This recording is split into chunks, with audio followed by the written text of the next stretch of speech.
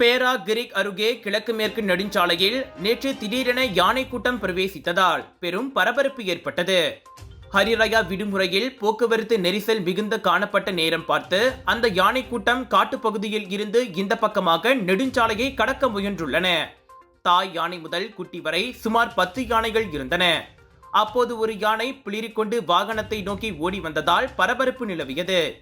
இரவு 7 மணி வாக்கில் நிகழ்ந்த அச்சம்பவத்தில் நல்ல வேளையாக யாருக்கும் காயம் ஏற்படவில்லை.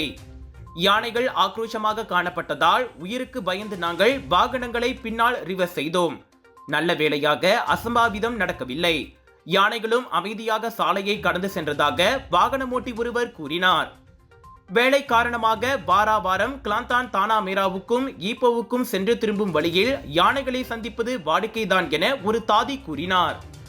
ஆனால் இதுவரை அவை இந்த அளவுக்கு ஆக்ரோஷம் காட்டியதில்லை. ஒருவேளை வழக்கத்திற்கு மாறாக நெடுஞ்சாலையில் வாகனங்களின் எண்ணிக்கை அதிகமாக இருந்ததால் இன்று யானைகள் பயந்திருக்கலாம் என்றார் அவர்.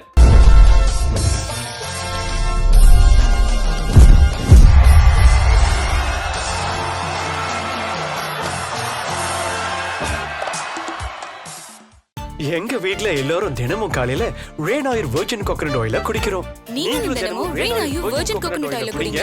எப்பவுமே புத்துணர்ச்சியோட இருங்க. ஒவ்வொரு பொழுதும் ரெயின் ஆயிலுடன் தொடங்குங்கள்.